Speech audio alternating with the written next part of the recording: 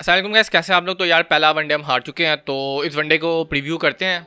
आज की वीडियो में मैं बड़ी एक दो बात मैं करूंगा जो बहुत इंपॉर्टेंट है चैंपियंस ट्रॉफी के लिए। तो चलिए शुरू करते हैं। देखिए पहला मैच हुआ, सबसे पहले तो सबको बहुत बहुत मुबारक हो, स्टेडियम बन गया। वो जो इंडियंस जो कह रहे थे कि जी स्टेडियम नहीं बन रहा, स्टेडियम नहीं बन रहा, अब आराम आ गया। स्टेडियम काफी अच्छा बना टू बी ऑनेस्ट। और उससे पहले मैच से पहले जो ग्रैंड ओपनिंग सेरेमनी हुई यार, टू गुड यार। तकरीबन एक तो फ्री था तो तकरीबन सारा स्टेडियम आया हुआ था, स्टेडियम फुल था पूरा, बल्कि शायद ओवरलोडेड था, क्योंकि पाकिस्तानी में ऐसे करते हैं कि जिधर फ्री होता है ना, तो अगर 50 बंदों के लिए फ्री है ना, तो 50 नहीं होंगे, 50,000 बंदा होगा। स्पेशली जो चीज़ मुझे अच्छी लगी वो जिस तरह टीम की किट की रूनुमाई, वो आए रिजवान साहब। जैसे ही आए रिजवान साहब ने क्या कहते हैं शर्ट खोले, मैंने कहा रिजवान भाई आराम से हौसला करे, इस तरह के काम इधर नहीं करते, ये बेड वाले काम होते कपड़े उतारना, ये क्या करे। वो बाद में मुझे ख्याल है वो अच्छा, ये तो किट की रूनुमाई करने आए हैं। किट अच्छी है, बहुत से लोग कह रहे हैं कि बहुत बुरी है, लेकिन यार किट अच्छी है। वही नियॉन ग्रीन कलर जो है, लाइट ग्रीन कलर, जो 92 में भी सबसे पहले 92 में हुआ, उसके बाद गालिबन 99 में हुआ, 2010 में हुआ, 2009 में हुआ, 2015 में हुआ। और एक चीज जो मुझे अच्छी लगी, वो जो बैज है ना पाकिस्तान का, उसको डार्क ग्रीन किया गया। पहले वो पता नहीं क्या उसको बनाया हुआ था ऑरेंज कलर का, ये येलो कलर का, तो वो काफी अच्छा किया। Light green neon green shirt है और डार्क ग्रीन का आपका कहते हैं ट्राउजर है। शर्ट के ऊपर जो स्टार है ना वो डार्क ग्रीन है। अब मुझे ये समझ नहीं आई,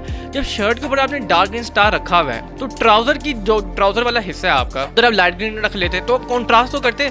अब वो आपने वो ट्राउजर के ऊपर इतना बड़ा येलो कलर का बैज लगाया हुआ है, वो मुनासबत ही नहीं बैठ रही पूरी किट से कि येलो है ही नहीं हमारी किट में। थोड़ा बंदा अकल लगा लेता है, जो मोनोटोन लोगोस थे वो भी लगाए। शुक्र है कि मोनोटोन लोगोस की समझ आई हमें कि भाई एक ही कलर एक ही सीक्वेंस से करे, ये ना हो कि चैंपियंस ट्रॉफी जो लिखी है वो अलग में है, पेप्सी का लोगो अलग है, रक्षे वाला कलर नहीं किया, बिल्कुल एक नॉर्मल किट बनाई है, अच्छी किट बनाई है। उससे पहले वो जो वीडियो दिखाई गई थी यार, टू गुड, वो जिस तरह दिखाया था कि भाई जो यूनिफॉर्म होती है वो पहचान होती है, जैसे पुलिस हमारे भाई हैं उनकी एक वो किट होती है, वो उनसे पहचान जाती है। डॉक्टर्स की अलग किट होती है, लेकिन एक किट होती है जो सारे पहनते हैं, वो पाकिस्तान की शर्ट है। वो एक यूनिफाइड है कि भाई हम एक टीम है, हम एक मुल्क है, और एक मुल्क के नीचे एक टीम। उसके बाद जो फायरवर्क्स बड़े अच्छे थे, वो जो स्पेशली स्पाइरल थे ना फायरवर्क्स, वो काफी अच्छे थे।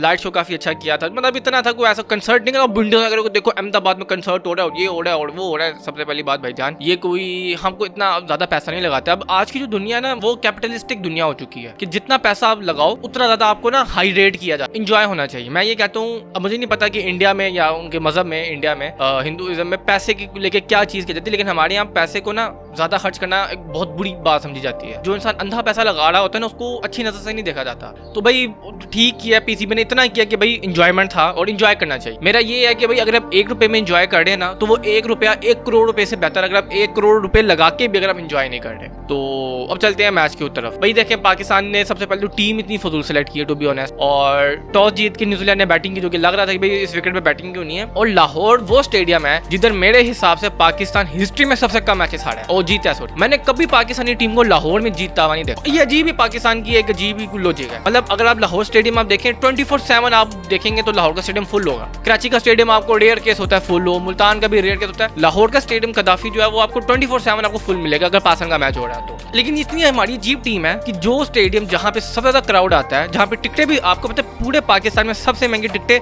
लाहौरियों को बेची जाती है। कराची का जो रेट है वो तो सस्ता है, वो तो मतलब अगर लाहौर में 1000 रुपए की टिकट है ना, तो एक नॉर्मल टिकट है, जनरल टिकट अगर 1000 रुपए की लाहौर में है, कराची में 200 रुपए की टिकट होगी, फिर भी कराची वाले नहीं आते। तो पहले टीम का कर लेते हैं भाई। सबसे पहली बात, ये जो आपने 15-18 लड़के सिलेक्ट किए हैं ना भाई, इससे तो मैं कहता हूँ आप युगांडा से भी मैच खेल लो ना, आप युगांडा से भी नहीं जीत सकते। इतना घटिया, इतना थका हुआ आपने प्लेइंग 11 तो नहीं, प्लेइंग 15 और 18 का स्क्वाड आपने रखा हुआ है। सारे तो अपनी बीपीएल से लड़के बढ़े हुए, और वो उधर बातें चल रही है कि फिक्सिंग लीग है। उधर तो वो एक वो ट्रक ड्राइवर का बस ड्राइवर है, वो तो किट नहीं दे रहा कि भाई मुझे पहले मेरे पैसे दो। वो तो फिक्सिंग की सारी लीग है, वो फिक्सिंग की जो लीग है बीपीएल, वहां से आपने उठा के भाई सारे पाकिस्तान के प्लेयर आपने भर दिए इधर। अब खुशदेव शाह ने क्या किया, जो इतना कह देता है फहीम अशरफ को नहीं खिलाया। क्यों नहीं खिलाया? उसकी रीजन ये है कि भाई सबको पता भाई अगर फहीम अशरफ ने इधर खेलना था, इस बंदे ने 10 ओवर में 150 स्कोर खाना था और फिर इसको टीम से निकाल देना था। अब जाहिर बात है ये मियां साहब की पर्ची, और मियां साहब की पर्ची को जरा देख के चलाना पड़ता है। जाहिर बात है ऐसे अगर आप चला देंगे तो वो तो लोग बातें करना शुरू हो जाएंगे। सबसे पहले यार इस स्क्वाड में आपको कम से कम भी ना 5-4 दोबारा आपको चेंजेस करने की जरूरत, और ये हमेशा होता है पाकिस्तान में। जब भी कोई भी आईसीसी इवेंट होता है, कभी ऐसा हुआ ही नहीं है कि एक स्क्वाड रखा है और उसी पे हम टिके हैं, उसमें दोबारा आपको 4-5 चीजेस करनी पड़ती है। मैं आपको याद दिलाता हूँ 2021 का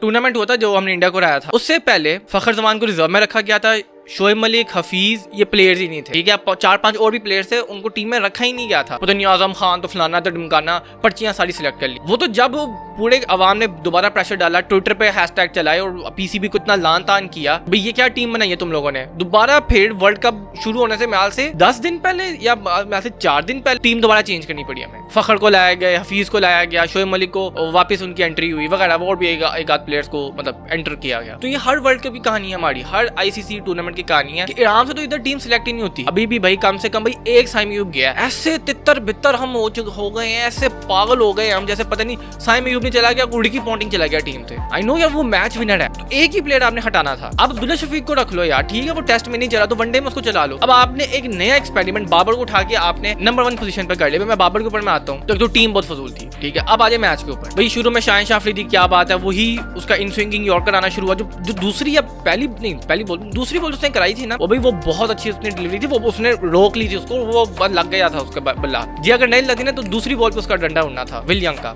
एक ही जगह से उसने जो आउट स्विंग कराई है, वो जो सेकंड स्लिप नहीं रखी, फिर सेकंड स्लिप रखी, उधर से ही थोड़ी सी इन स्विंग की है, वो फिर ड्राइव मारने चला और कैच आउट हो गया। शुक्र है शाहिन शाह अफरीदी ने, फिर वो वापस एक पिक पकड़ी है उस बंदे ने। लेकिन यार ये पिक सही नहीं है। पूरे 5-7 ओवर जो है, अब आप देखें पहले 5-7 ओवर क्या हुए, उसने करीबन 30-35 स्कोर खाए। अगले 3 ओवरों में वो भाई साहब 50 स्कोर खा बैठे हैं। मतलब उसको समझ नहीं आ रही गेंद किधर करानी है। गिलन फिलिप्स ने आके उसके धागे खोल के रखे हुए हैं। तो यार ये चीज देखने की जरूरत है। अब रिजवान को मैं ये कहना चाहता हूँ, भाई अगर आपको पता है कि आपका एक प्रीमियम फास्ट बॉलर अब रिदम में आ रहा है, आपको पता है भाई ये डेथ ओवर का स्पेशलिस्ट नहीं है, तो उसे डेथ ओवर की बॉलिंग क्यों करा रहे हो। हमने समझा कि अगर ये फर्स्ट ओवर के स्पेशलिस्ट है तो ये डेथ ओवर का भी होगा। नहीं भाई ऐसा नहीं होता। हर प्लेयर की, हर बॉलर की एक स्पेशलिटी होती है। तो रिजवान से मैं भाई पहले 10 ओवर में उसकी बॉलिंग कराएं, उसके बाद तकरीबन 22 से 35 ओवरों के दरमियान में ये जो 13 ओवरों का एक स्पेल होता है, इधर इसके बाकी आप 5 ओवर करवा दें। डेथ ओवर में इसको जाना ही ना था। डेथ ओवर से पहले इसके 10 ओवर मुकाएं और उसे कहें कि भाई इनमें विकेटें लो और जाओ। लेकिन वो उसने जो दरमियान में जो 2-3 ओवर कराए थे, उसने काफी अच्छे ओवर कराए थे, उसने विकेटें ली, केन विलियमसन की पार्टनरशिप तोड़ी गालिबन। लेकिन उसके बाद जब गिलन फिलिप्स आए, उसने उसके धागे खोल दिए, उसकी पेस भी खत्म हो गई ना, उसको समझ ही नहीं आ रही इसको मैं गेंद कहां कराऊं। शाहिन शाह अफरीदी ने कभी किसी बड़े बॉलर के साथ काम नहीं किया, ग्रेट फास्ट बॉलर्स। तो बताया कि बेटा एक छक्का खाने से, 2 छक्के खाने से लाइन लेंथ खराब ना करो। जब शाहिन शाह अफरीदी को एक छक्का पड़ता है, सबसे पहले शाहिन शाह अफरीदी पैनिक कर जाता है, और यही इसकी गलती है। वो मैथ्यू वेड वाला जब हुआ था, जब क्या कहते हैं कैच छोड़ा, पैनिक करके उसको समझ ही नहीं मैंने गेंदे किधर कराने, वो 2-3 छक्के खाए, चलो जी गेम ओवर हो गई। उसको समझ ही नहीं मैंने क्या करना, वो ग्राउंडेड ही नहीं ना, वो उसका दिमाग ही बंद हो गया बिल्कुल। यही अबू है। गिलन फिलिप्स ने 2-4 छक्के मारे शुरू में, भाई साहब को समझ ही नहीं आई मैंने किधर बॉल करानी। कोई और स्पेशलिस्ट बॉलर देखे, हारिस रऊफ है वो।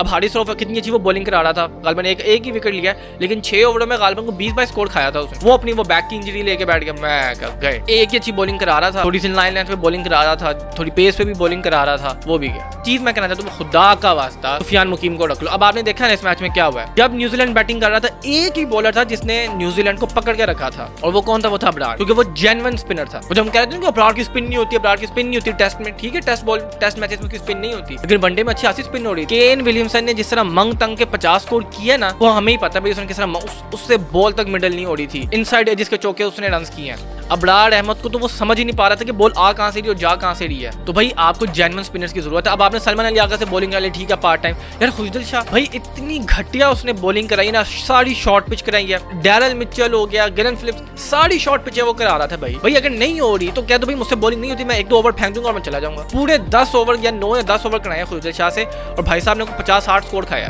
भाई सुफियान मुकीम को क्यों नहीं रखा? अब आपने उसको सिर्फ एक वनडे कराया, उसमें उसे 4 विकेट ली है, वो गालिबन जो पिंक वनडे हुआ था, ठीक है। वो काफी क्या कहते हैं इकोनॉमिकल हुए, क्योंकि जो लेफ्ट चैनल स्पिनर होते हैं उनके लिए जो लाइन लेंथ होती है वो बहुत मुश्किल होती है पिक करना, और उनके लिए भी लाइन लेंथ पर रखना बहुत मुश्किल होती है। ये तो बार बार प्रैक्टिस कर करके होता है। अब एक कुलदीप यादव इंडिया का मैं देखता हूँ, वो तो पाकिस्तान के बाद में खेलेगा, क्योंकि उनको पता है भाई ये पाकिस्तानी इसको नहीं खेल सकते। इस चैंपियंस ट्रॉफी के स्क्वाड से भाई अब पहले राउंड में बाहर हो। अब मैं आपको सॉरी टू से, अब 3 मैच खेल के ना, 3 मैच से बाहर हो रहे हो, जो मैं देख रहा हूँ। अगर इसी तरह का आपका स्क्वाड रहेगा, भाई इतनी अजीब स्क्वाड अपने बनाया यार। अब ये भी हम देख के बता रहे हैं कि भाई पाकिस्तान की स्लो विकेट्स होती हैं, you need Sajid and Noman as a proper spinner. ये चीज समझ क्यों नहीं आ रही हमारे पीसीबी वालों को? हम क्रिकेट देख देख के हमें इतनी समझ आ गई भाई किसको रखना है किसको नहीं रखना। अब माइकल ब्रेसवेल यार वो एक पार्ट टाइम बॉलर है, चलिए मिन सैंडर तो बहुत अच्छा बॉलर, उसके अलावा एक और भी रचिन रविंद्र ने काफी अच्छी बॉलिंग करी, उसका मुंह फट गया, मैं आता हूं उसके ऊपर। लेकिन भाई इस स्क्वाड के साथ तो सॉरी टू से आप चैंपियंस ट्रॉफी नहीं जीत सकते। इतना घटिया वल्गर बोगस आपने स्क्वाड रखा है। एक जेन्युइन ना आपने कुछ जेन्युइन स्पिनर रखा है अबरार के अलावा, ना जेन्युइन ओपनर रखा है। बाबर से क्या आड़ेगा, तरले मिनते करे बाबर तू ओपनिंग कर लो। बाबर भी भाई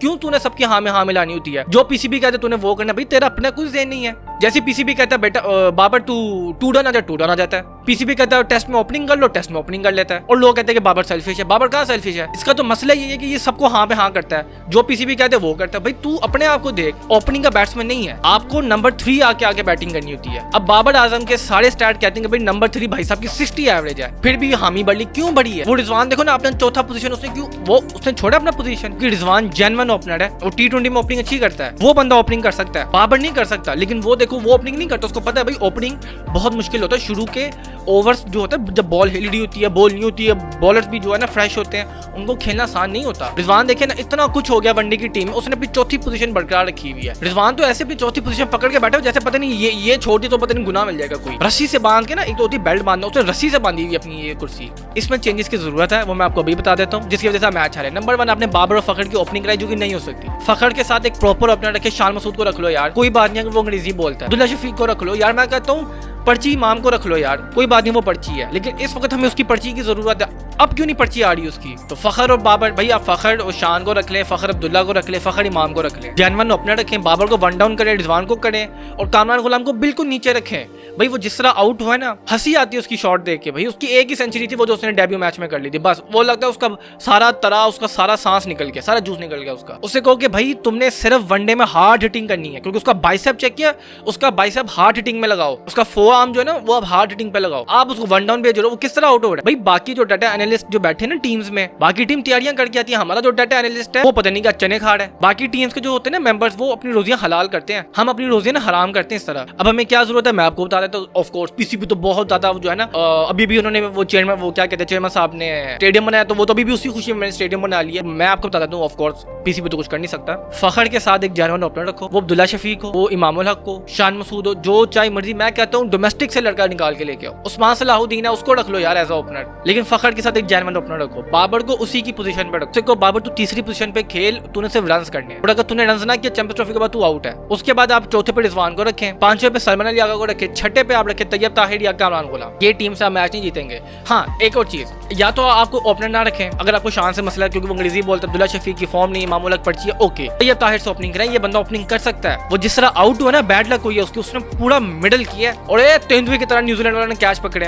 कैच वैसे उसने बहुत अच्छा पकड़ा था, गालिबन ब्रेसवेल था। तो भाई फखर के साथ तैयब ताहिर से को कि बेटा आप ओपनिंग करें, क्योंकि वो ओपनिंग कर सकता है। वन डाउन बाबर को रखें, टू डाउन रिजवान को रखें, फिर आप सलमान अली आगा को रखें और नीचे रखें कामरान गुलाम के। उससे को कि बेटा जैसे ग्लेन फिलिप्स ने किया ना 70 बॉलों पे 100, तूने इसी तरह करना है 60-70 बॉलों पे 100। और फखर को भी आपने ये करना है कि भाई आपने ऊपर से भी 60-70 बॉलों पे जो है ना, जो भी करना है आपने तेज खेलना है, ताकि ऊपर से भी तेज खेलने वाले हों, नीचे से भी तेज खेलने वाले। दरमियान में जो बाबर रिजवान है वो अपना वही जो है ना, वो रन बॉल के हिसाब से 3-4-5 के रन रेट वो खेले। यार अभी आप ऑस्ट्रेलिया को हरा के आए हो, साउथ अफ्रीका को हरा के आए हो। देखो ये हमारी अनप्रेडिक्टेबल टीम है। ऑस्ट्रेलिया का किसी ने उम्मीद नहीं लगाई थी कि यार ये मैच, ये सीरीज जीतेंगे। हाँ मेलबर्न वाला अच्छा परफॉर्मेंस दे दी थी, तो लोगों ने कहा हाँ बस पाकिस्तान इतना ही कर सकता है, वो सीरीज जीत ली। साउथ अफ्रीका में कोई कह नहीं सकता था यार अभी भी T20 व्हाइट वॉश हुए हैं, ये कैसे ओडीआई सीरीज जीतेंगे। बल्कि ना सिर्फ जीते, हमने साउथ अफ्रीका को फर्स्ट टाइम व्हाइट वॉश किया और पहली टीम बने जिसने ये काम किया। और अब जब होप्स हुई कि हाँ यार अब तो पाकिस्तान अपनी विकेटों पे तो जीत लेगा, हम अपनी विकेटों पे मैच हार रहे, मतलब अभी तक वो शैकल नहीं टूट रहा। पता नहीं क्या मनुसियत इस मुल्क के ऊपर छाई हुई है कि हमारी टीम हमारी ही घर में नहीं खेल पा रही। अब अगला मैच कराची में होगा हमारा साउथ अफ्रीका का, वो मस्ट विन मैच होना है, वो मस्ट विन मैच। अगर वो जीतोगे तो फाइनल में जाने का कुछ चांस होना है,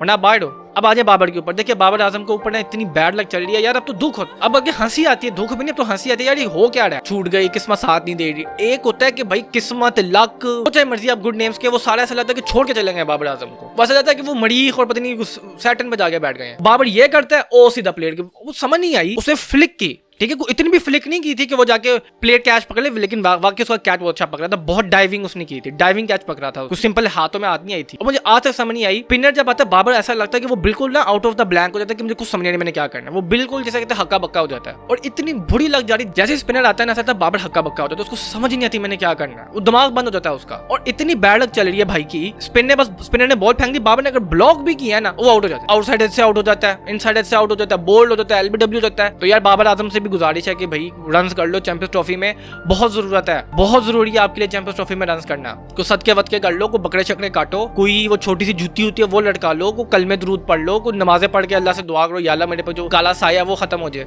और इसमें एक बहुत बुरा इंसिडेंट भी हुआ सचिन रविंद्रा का, अल्लाह करे कि वो ठीक हो। उन्होंने बॉल को वैसे टू बी ऑनेस्ट जज नहीं किया कि बॉल किस स्पेस पे आ रही है और किधर आ रही है, और वो बिल्कुल उनके दिल लगी, और वो जब गिरे थे ना तो वो खून नीचे गिरा था, और लिटरली क्राउड इस तरह साइलेंट हो गया था एक लम्हे के लिए जैसे पता नहीं को अपना प्लेयर जख्मी हुआ है। लोग कहते हैं कि पाकिस्तानी फैंस बड़े सेल्फिश होते हैं। हम कहाँ सेल्फिश हैं? हम तो ऐसे फैंस हैं, पाकिस्तान तो अच्छा खेल रहा तो फिर तो हम तो अपनी टीम को सपोर्ट करते हैं। आपने देखा होगा पाकिस्तानियों ने न्यूजीलैंड के फ्लैग्स भी उठाए हुए थे, क्योंकि न्यूजीलैंड जब से वो भाग के गया 500 सालों से तो हम ही उनके साथ खेले, भी दोबारा मार्च में जाना हमने उनके साथ खेलने, उन्हीं से क्रिकेट खेली जा रहे हैं हम। तो आपने देखा होगा जो पाकिस्तानी फैंस हैं उन्होंने न्यूजीलैंड के फ्लैग्स भी पकड़े होंगे, क्योंकि भाई हम ऐसे हैं कि अगर अपनी टीम अच्छा खेल रही है ना तो हम तो भाई अपनी टीम को सपोर्ट करते हैं, लेकिन अगर ओपोनेंट अच्छा खेलना शुरू कर देती है ना फिर हम ओपोनेंट को सपोर्ट करना शुरू कर देते हैं। तो अगर आपको मेरी वीडियो पसंद आई तो लाइक शेयर कमेंट और सब्सक्राइब कर दीजिएगा। मैं मिलता हूं अपनी अगली वीडियो में, तब तक के लिए अलविदा।